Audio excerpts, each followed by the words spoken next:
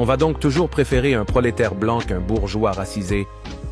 Absolument. À plusieurs égards, oui. Je pense que c'est tout à fait, c'est ça. On ne peut pas penser la voie de salut par exemple, le capitalisme noir ou, par exemple, le capitalisme rainbow, comme on dit. On ne peut pas non plus penser le greenwashing comme une manière d'aller vers une transition écologique. Toutes ces choses-là, finalement, font partie. Puis je ne pense pas que, par exemple, chez les camarades des formations politiques plus à gauche, je ne pense pas que c'est consciemment comme ça que ça procède, mais je pense que l'effet est celui d'une neutralisation néolibérale de ce qu'on a appelé la diversité, l'équité, l'inclusion. Et pour moi, ça, c'est finalement un complexe quasi-industriel qu'il faut combattre. La représentativité ne mène pas à des changements structurels profonds, ceux qu'on attend, ceux que la gauche prévoit, et ceux qui vont faire finalement qu'on va tendre vers non seulement plus de liberté, mais plus d'égalité.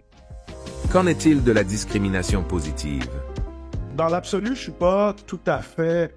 non, pas dans l'absolu. Dans l'immédiat, je ne suis pas contre tout à fait ces politiques-là et, disons, leur intention chez les personnes qui les mettent en application. Je ne pense pas que c'est là qu'il faut concentrer les efforts. Cependant, je crois que c'est...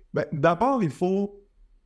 Le milieu que moi je connais, c'est le milieu universitaire. Il faut comprendre que cette perspective-là, cette volonté-là de mise en place des politiques d'équité, diversité et inclusion, elle vient tout droit si on veut, de l'adaptation des grandes entreprises aux changements législatifs qui ont eu lieu dans les années 60. Ou alors on dit, bon, il faut travailler vers plus d'équité en emploi, vers plus vers l'intégration, si on veut, des populations racisées, noires, autochtones, et ainsi de suite.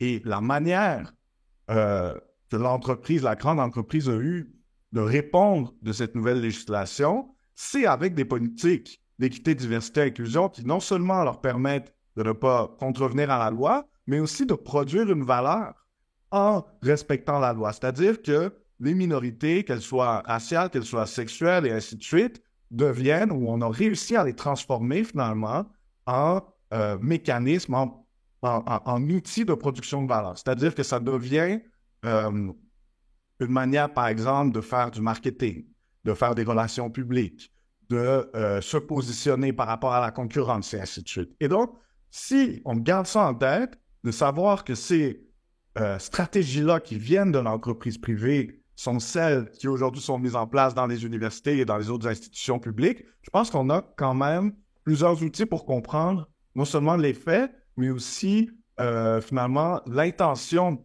à l'origine de ces politiques-là. C'est-à-dire que le but, finalement, c'est un statu quo à l'intérieur duquel on va saupoudrer un peu de diversité, tant et aussi longtemps que cette diversité-là ne change pas structurellement la forme. Et quand on parle d'inclusion, ça ramène très clairement, ce qui ne change pas, c'est qui inclut.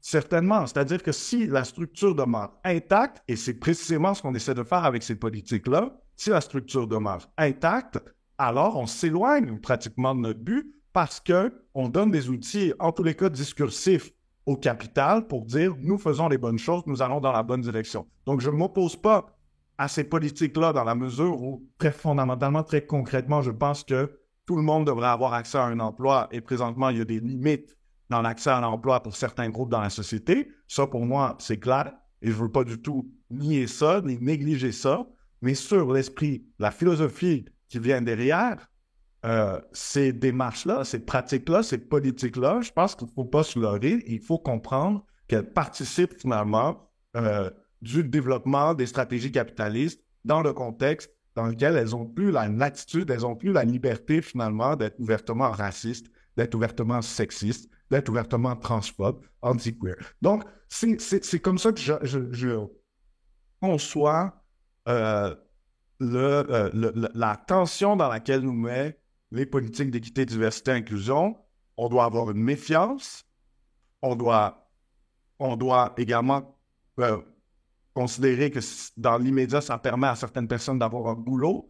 Et je pense, c'est la dernière chose que je dirais à ce sujet-là, que les espaces, par exemple, les bureaux qui sont maintenant dédiés à ça, par exemple, à l'intérieur de l'université, on va avoir le bureau équité, diversité, inclusion, c'est pas nécessairement quelque chose qu'il faut défaire. Premièrement, parce que ce sont des travailleurs et travailleuses qui sont et qui ont un emploi grâce à ça.